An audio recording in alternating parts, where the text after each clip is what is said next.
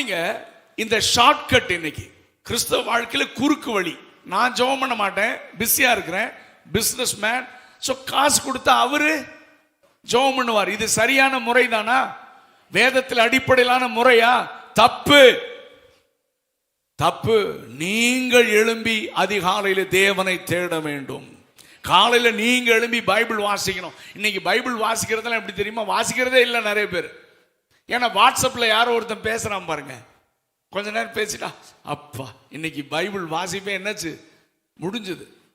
யூடியூப்ல டிவியில ஒரு பிரசங்கம் கேட்டா அன்னைக்கு பைபிள் வாசிப்பே கர்த்தர் என் கூட பேசினார்ன்றது. No, never. அதெல்லாம் கேட்கறது தவறல்ல. நீங்கள் தனியா உட்கார்ந்து வேதத்தை வாசித்து இதை தியானித்து என்னோடு பேசும் ஆண்டவரே என்று நீங்கள் கேட்டு அதன்படி நடக்க ஆரம்பிச்சாதான் பரலோகம் போக முடியும். ஆமென், ஆமென். நீங்க ஏமாறக்கூடாது. ரெண்டாவது, இன்னைக்கு பிரசங்கங்கள் எல்லாம் பார்த்தீங்கன்னா உலக ஆசீர்வாதங்களை மையமாக வைத்து பிரசங்கம் பண்ணப்படுகிறது. இன்று முதல் நான் உன்னை ஆசீர்வதிப்பேன்னு தொண்டை தண்ணி வத்த கத்துறது. இப்பொழுதே ஆசீர்வாதம் இறங்குகிறது என்றார் ஒருத்தர். எனக்கு என்ன இறங்குதுன்னு இதுவரைக்கும் தெரியல. சத்தியத்தின்படி நட, வேதத்தின்படி நட, அப்ப கர்த்தர் உன்னை ஆசீர்வதிப்பார். ஹல்லேலூயா. பைபிளை முதல்ல ஃபாலோ பண்ணு, பரிசுத்த வாழ்க்கை வாழு. இஸ்ரவேலை ஆசீர்வதிப்பதே கர்த்தருக்கு. முதலாவது தேவனுடைய ராஜ்யத்தை தேடு, அவருடைய நீதியை தேடு, அப்பொழுது இவைகளெல்லாம். அப்படி இவைகளெல்லாம் என்ன? உலகத்தின் ஆசீர்வாதங்கள் எல்லாமா இல்ல. எனக்கு என்ன தேவையோ அவைகளெல்லாம் எனக்கு கொடுக்கப்படும். அல்லேலூயா. சத்தமா சொல்லுங்க. அம்பானிட்டு இருக்கிறதெல்லாம் இல்ல, அதானிட்டு இருக்கிறதெல்லாம் இல்ல.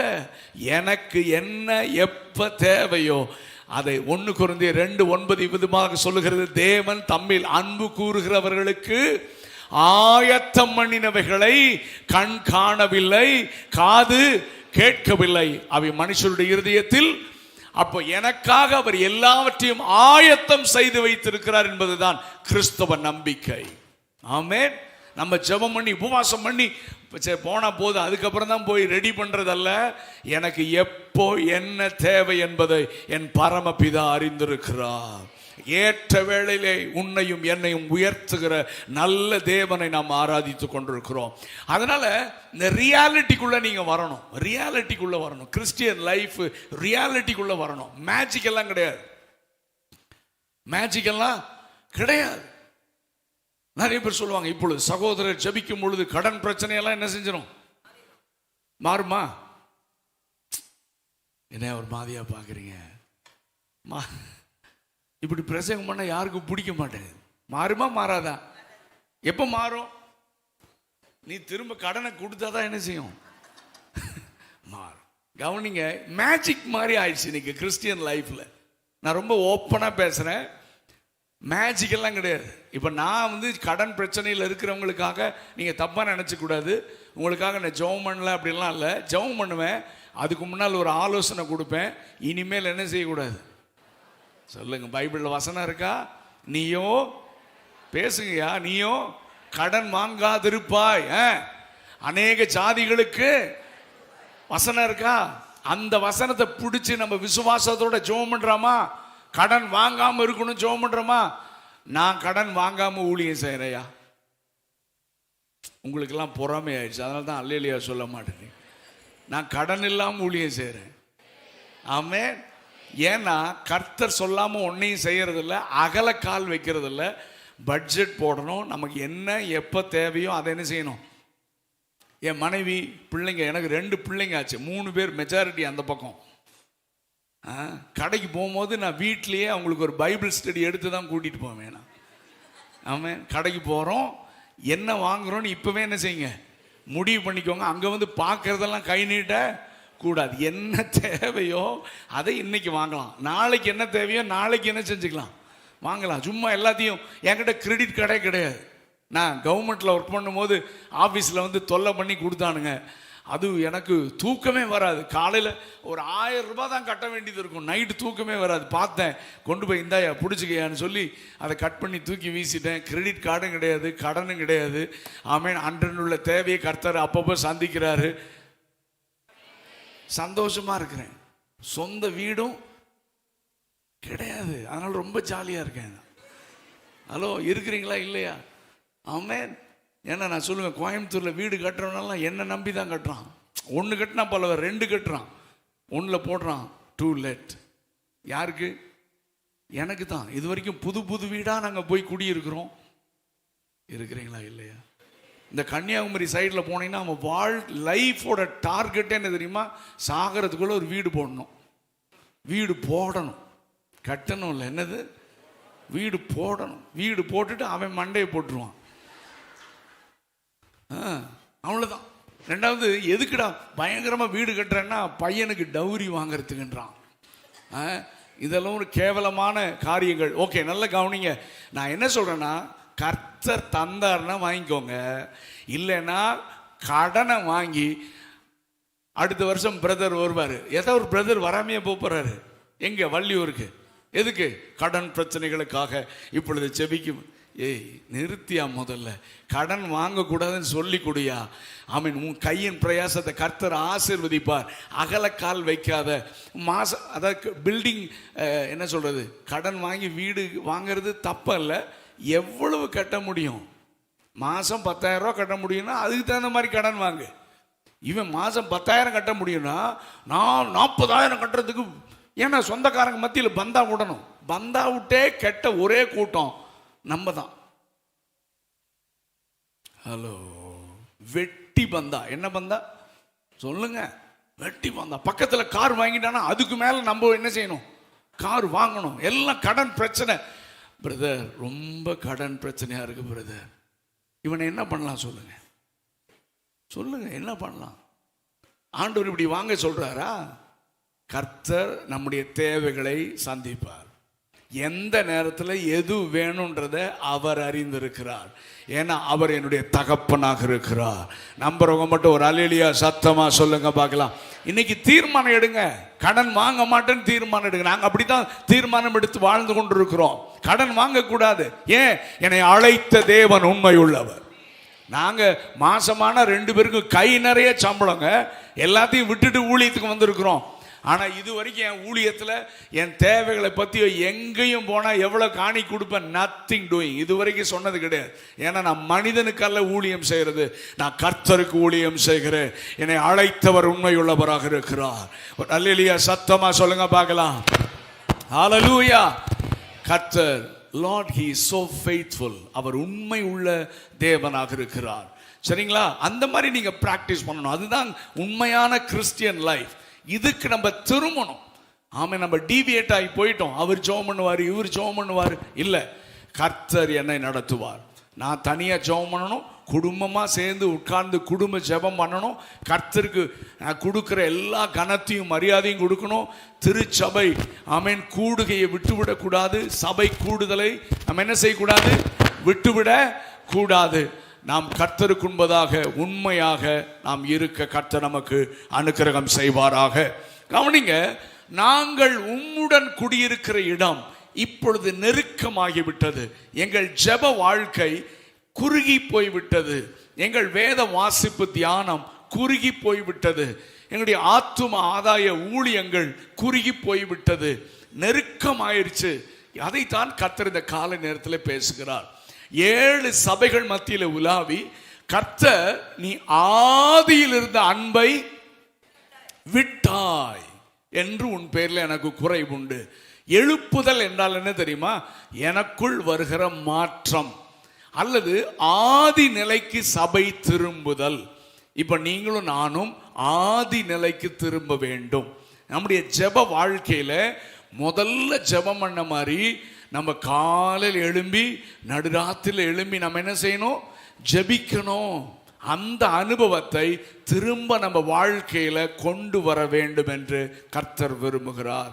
ஏனென்றால் இயேசு சீக்கிரமாக அவருடைய வருகைக்கான எல்லா அடையாளங்களும் தீவிரமாக நிறைவேறி கொண்டிருக்கிறது.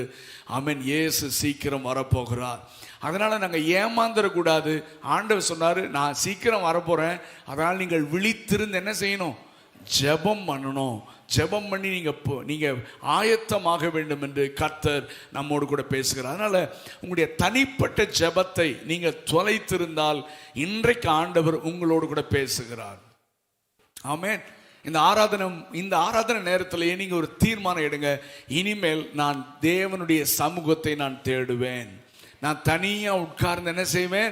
ஜெபிப்பேன். ஃபர்ஸ்ட்ல கொஞ்சம் ஆரம்பிங்க. எடுத்தோன்னா 1 மணி நேரம் 2 மணி நேரம் வேண்டாம், ஒரு 10 நிமிஷத்துக்கு ஆரம்பிங்க. அப்புறம் 15 நிமிஷம் ஆக்குங்க. அப்படிங்க ஜெபம் பண்ண ஆரம்பிச்சிங்கன்னா நீங்க உங்களை மறந்து தேவனோடு உறவாட ஆரம்பிச்சிருவீங்க. அதுதான் உண்மையான கிறிஸ்தவ வாழ்க்கை. நீங்க அடுத்தவங்ககிட்ட ஜெப உதவி நாடுவது தவறு அல்ல. நீங்கள் ஜெபிக்காமல் மற்றவர்களை பணம் கொடுத்து ஜெபம் பண்ண வச்சீங்கன்னா அந்த ஜெபம் பரலோகத்துக்கே போகாது. நீங்கள் ஜெபிக்க வேண்டும். ஏனென்றால் கிறிஸ்தவம் என்பது அவரோடு இருக்கிற உறவு. ஜெபம் என்பது தகப்பனும் பிள்ளையும் பேசிக்கொள்ளுகிற ஒரு உறவு. அந்த உறவுக்குள்ள நீங்க வரும்படியாக கர்த்தர் இந்த காலை நேரத்தில் நம்மோடு கூட பேசுகிறார். அதே மாதிரி வேதம் வாசிப்பு, பைபிளை உட்கார்ந்து வாசிங்க, வேத வசனத்தை தியானிங்க. இந்த வேத வசனம் நம்மோடு கூட பேசும். கர்த்தர் பேசுறாருன்னு இன்னைக்கு யாராவது கர்த்தர் சொன்னார்னா பின்னாலேயே போயிடுறது. நான் சொல்றேன், பைபிள்ல இருந்து கர்த்தர் நம்மோடு பேச விரும்புகிறார். ஒரு மனிதனிடத்தில் கர்த்தர் பேசுவதற்கு வைத்திருக்கிற முதன்மையான வழி இந்த பைபிள் தான். ஆமென். நீங்கள் தினந்தோறும் வேதத்தை திறந்து, ஆண்டவரே நம்முடைய வேதத்தில் உள்ள அதிசயங்களை பார்க்கும்படி என் கண்களை அப்படின்னு ஜெபம் பண்ணி இதை வாசித்தீங்கன்னா கர்த்தர் அன்றன்றைக்குள்ள மன்னாவை கர்த்தர் இந்த வேதத்திலே நமக்கு வைத்திருக்கிறார். நம்புறவங்க மட்டும் ஒரு அல்லேலூயா சத்தமா சொல்லுங்க பார்க்கலாம். வேத வசனம் என்னுடைய கால்களுக்கு தீபமும் என்னுடைய பாதைக்கு வெளிச்சமாயிருக்கிறது என்று பைபிள் சொல்லுகிறது. சோ வேத வசனத்திற்கு நாம் திரும்ப வேண்டும். குடும்ப ஜெபம் எத்தனை பேருடைய வீட்டில் ஒழுங்கா நடக்குதுன்னு தெரியல. இனிமேல் தயவு செய்து, ஏன்னா நம்முடைய பிள்ளைகளை இந்த உலகம் அது கொண்டு போக அது முயற்சி செய்து கொண்டிருக்கிறது. அவங்களுக்கு இருக்கிற நம்ம வளர்ந்த காலத்தில் இல்லாத பிரச்சனை, நெருக்கம் அவர்களுக்கு இருக்கிறது. ஆனால் அவர்களை நாம் ஆண்டவருக்குள் நடத்த வேண்டுமானால் நம்முடைய குடும்ப ஜெபத்தை நாம் திரும்ப செய்யணும். அதற்கு ஆண்டவருக்கு முதலிடம் கொடுக்கணும். அப்பதான் நம்ம வீட்டில் கர்த்தர் உலாவுவார். ஹல்லேலூயா. காலையிலையும் மாலையிலையும் நம்முடைய குடும்ப ஜெபம் செய்யலாம். ஏன்னா இன்னைக்கு எனக்கு பழைய பாடல்கள் இருந்து நிறைய பாடல்கள், ஆயிரக்கணக்கான பாடல்கள் நம்முடைய ஹார்ட் டிஸ்கில் இருக்கு. எப்படி ரெக்கார்ட் ஆச்சுன்னா குடும்ப ஜெபத்தில் பாடும்போது தான். ஆமென். காலையும் மாலை எவ்வேளையும் கர்த்தரை கருத்துடன் பரிசுத்தர் பரிசுத்தர் பரிசுத்தர் என தூதர் பாடிடும். ஒன்றை நான் கேட்டேன், அதையே நாடுவேன், என்றும் தம் மகிமையை காண. சேர்ந்து பாடலாமா? ஒன்றை நான் கேட்டேன், அதையே நாடுவேன், என்றும் தம் மகிமையை காண.